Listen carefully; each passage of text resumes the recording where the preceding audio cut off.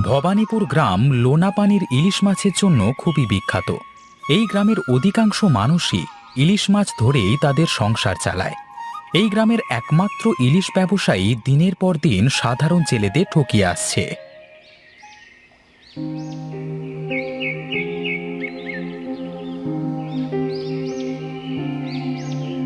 এই নাও বাবা, তোমার চা। হ্যাঁ দে মা দে, আজকে অনেক দিন পরে তোর হাতের চা খাবো।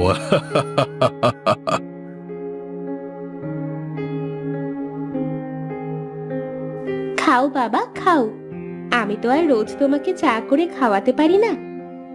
হ্যাঁ রে মা, বিয়ের আগে তো তোর হাতের চা খেয়েই আমার দিন শুরু হতো, এখন তো আর সেটা হয় না।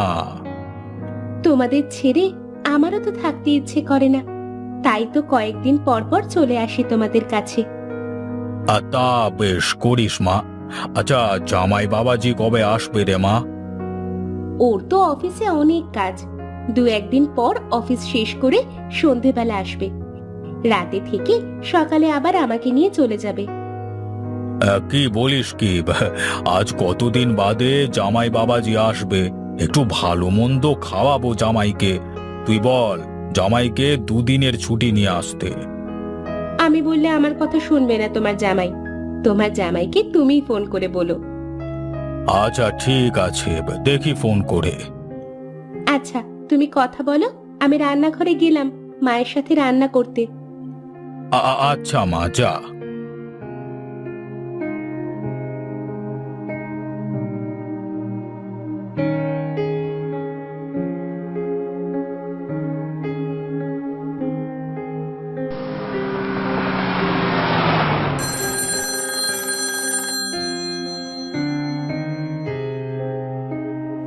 হ্যালো, নবীন স্পিকিং। হ্যাঁ বাবা, কেমন আছো তুমি?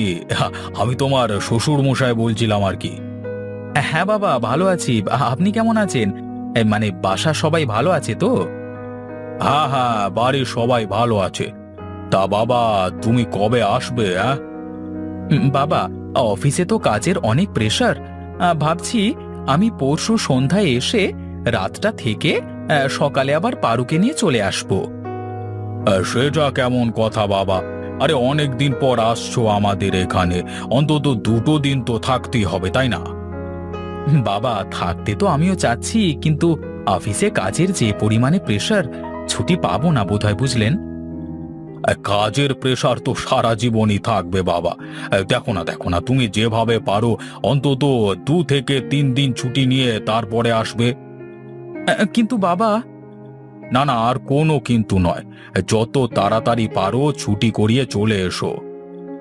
আচ্ছা ঠিক আছে বাবা, আমি আমার সর্বোচ্চ চেষ্টা করব আসবার জন্য, কেমন? আচ্ছা আচ্ছা ঠিক আছে, রাখছি তবে বাবা। ভালো থেকো, ভালো থেকো। হ্যাঁ হ্যাঁ, আচ্ছা বাবা, রাখুন। এই চাকরিজীবীদের এই একটাই জ্বালা, শান্তি করে কোথাও দুদণ্ড দাঁড়ানোর মতো নেই। পারুমা, পারুমা, খাবার কি হলো রে তোর? হ্যাঁ বাবা, তুমি ডাইনিং টেবিলে এসে বসো, আমি খাবার দিচ্ছি।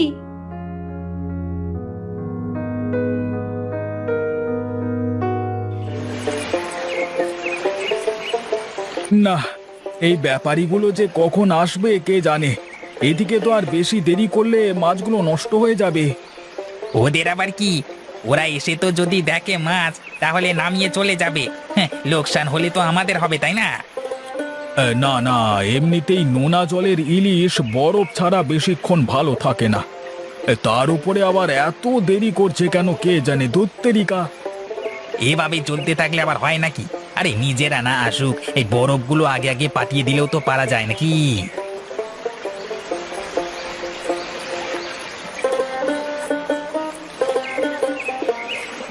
কি রে, আজ মনে হচ্ছে অনেক মাছ পেয়েছিস তোরা।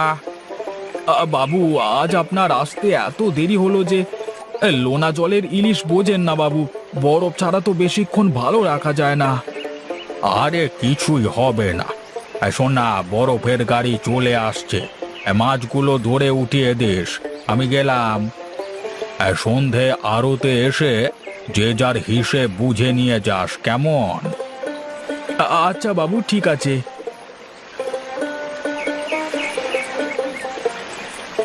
নাও বোঝো কাণ্ড।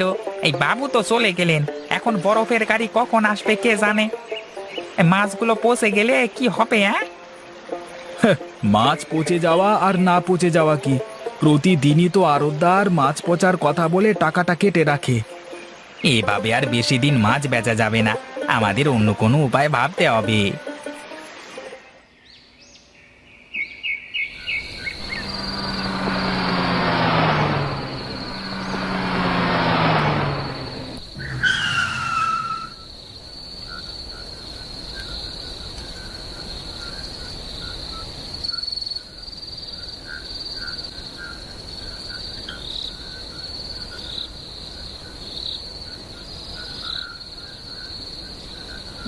পারু, পারু, কোথায় গো তুমি?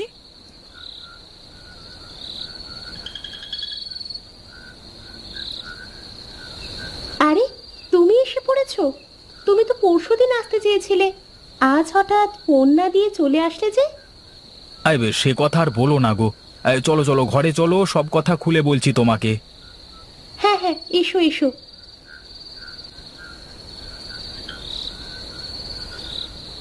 তুমি হাত মুখ ধুয়ে ফ্রেশ হয়ে ডাইনিং টেবিলে এসো, আমি খেতে দিচ্ছি তোমাকে। আচ্ছা আচ্ছা, ঠিক আছে, যাও, আমি আসছি।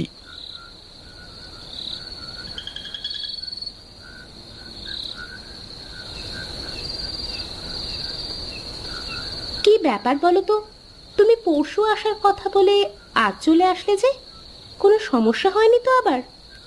আসলে অনেক দিন ধরে অফিসে ঝামেলা চলছিল, তাই এত কাজের প্রেসার চলছিল। আজকে অফিস অনির্দিষ্টকালের জন্য বন্ধ হয়ে গেছে। আসলে অফিসের অভ্যন্তরীণ কিছু সমস্যার কারণেই এটা হয়েছে। ওরা এগুলো ওয়ার্কারদের সাথে তেমন একটা শেয়ার করে না, এমনকি অফিসারদের সাথেও করে না। তবে যতদূর জানা গেছে, কোম্পানির মালিক নাকি অনেক টাকা দেনা হয়ে গেছে, আর কোম্পানিটাও লসে চলছিল, তাই কোম্পানি বন্ধ করে দিল আর কি। তা করে চাকরি চলে গেলে এখন কি করবে বাবা? ওসব নিয়ে আপনারা ভাববেন না, আমি কিছু না কিছু একটা করে নেব। আরে আমাদের জামাইয়ের এত বছরের অভিজ্ঞতা রয়েছে, এখন যে কোনো প্রতিষ্ঠানে গেলেই ভালো চাকরি পেয়ে যাবে। হ্যাঁ হ্যাঁ, তা অবশ্য ঠিক। না, ও আমার চাকরি বাকরি করবার খুব একটা ইচ্ছে নেই আর। তাহলে কি করবে বাবা? অনেকগুলো টাকা পুঁজি করে ফেলেছি, ভাবছি এবার একটা ব্যবসায় নামবো। বাহ বাহ বাহ বাহ বাহ, সেটা তো ভালো ব্যাপার। তা কিসের ব্যবসা করবে? এখনো সেইভাবে কিছু ভাবিনি, দেখি ভেবে কি করা যায়। আরে এই লক্ষ্মী, কি করছো কি? আরে জামাইয়ের পাতে তো মাছ শেষ, দাও দাও, জামাইকে ইলিশ মাছ দাও। বাবা, এই মাছগুলো অনেক সুস্বাদু, এমন স্বাদের মাছ আর কোথাও পাওয়া যায় না। এমন স্বাদের মাছ পাবে কোথায়? এই মাছ আমাদের দেশে খুব একটা থাকে না। এমন স্বাদের ইলিশ শুধু আমাদের এখানেই পাওয়া যায়। এটা হলো লোনা পানির ইলিশ মাছ। হ্যাঁ, মাছ ধরবার সাথে সাথে পানি পথেই এই মাছগুলো বাইরের দেশে চলে যায়। আমার না অনেক দিনের ইচ্ছে যে জেলেদের মাছ ধরা দেখব, এক কথায় জীবিত ইলিশ মাছ দেখব। সে আর এমন কি, কালকে সকালে যাব, তবে আমার লোনা পানির জীবিত ইলিশ মাছ তোমাকে দেখিয়ে আনবো। হ্যাঁ, আচ্ছা ঠিক আছে বাবা।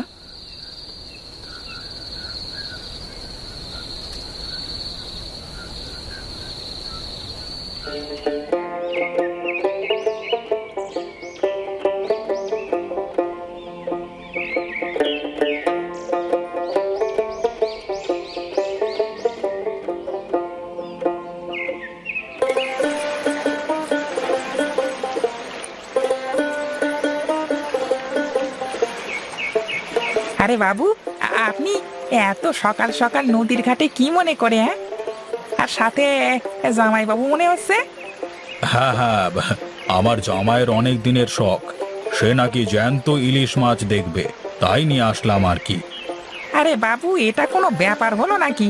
আসুন আসুন, আমার নৌকাতে উঠে বসুন। আচ্ছা, যাও যাও বাবা, সাবধানে নৌকাতে উঠে বসো।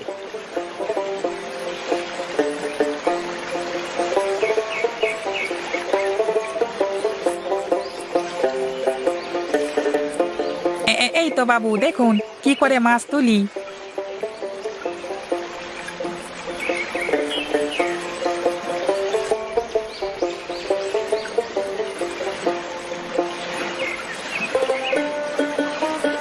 বাহ, আজ আমার অনেক দিনের শখ পূরণ হলো। চোখের সামনে যে জ্যান্ত ইলিশ মাছ দেখছি, এ আমার বিশ্বাস হচ্ছে না। আসলে খুব কম লোকে এমন আছে যারা চোখের সামনে জ্যান্ত ইলিশ দেখেছে। আচ্ছা, এই মাছ আপনি কত করে বিক্রি করেন? এক এক সময় এক এক রকম দাম দেন মহাজন মশাই, কখনো 50, কখনো 60, কখনো 70 করে দেয়। কিন্তু শহরে তো ইলিশের দাম অনেক, তোমাদের এত কম টাকা দেয় কেন? আমাদের এখানে তো বরফ নাই, এই বরফ আনতে অনেক দূর যাওয়া লাগে।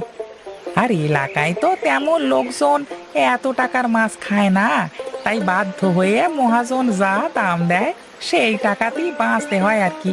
মাঝে মাঝে তো মহাজন না আসলে সব মাছই পচে যায়। বলো কি গো, এত টাকার মাছ সব পচে যায়? হ্যাঁ বাবু, প্রায় এরকম হয়। চলো বাবা জীবন, অনেক মাছ দেখা হয়েছে, এক্ষুনি রোদ্দুর উঠবে। রোদ্দুরের মধ্যে এখানে আর থাকবার দরকার নেই। এই গণেশ, আমাদের পাড়ে দিয়ায়। হ্যাঁ যাই বাবু যাই।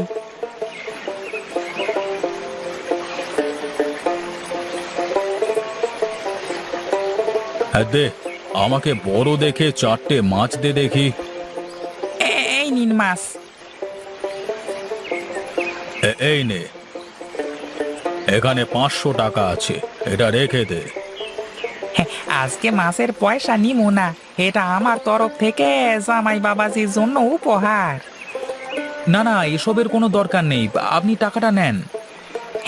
না বাবু, আজকে আমাকে পয়সা দিয়েন না, অন্য আরেকদিন দেন। হ্যাঁ, তবে আজকে এই মাছের পয়সা আমি কিছুতেই নিমু না। আচ্ছা ঠিক আছে, আসি তাহলে। হ্যাঁ, আচ্ছা বাবা, যদি মনে কিছু না করেন তাহলে একটা কথা বলি। কি মনে করব? তুমি কি বলবে নির্দ্বিধায় বলো। বাবা, এখানকার স্থানীয় জেলেরা তো ভীষণভাবে ঠকছে। শহরে তো 1 কিলো ইলিশের দাম প্রায় 250 টাকা। এরা আর কি করবে? এই গ্রামে তো একজনই ব্যবসায়ী, তাই এদের কাছে মাছ বিক্রি করা ছাড়া কোনো উপায় নেই। আচ্ছা বাবা, আপনি যদি আমাকে অনুমতি দেন তাহলে আমি এই গ্রামে থেকে মাছের ব্যবসা করি। শহরে আমার কিছু পরিচিত বন্ধু আছে, ওদের সাথে নিয়ে যদি এ ব্যবসা করি তাহলে এখানকার জেলেরাও তাদের মাছের ন্যায্য মূল্য পাবে, আর আমাদেরও ভালো ব্যবসা হবে।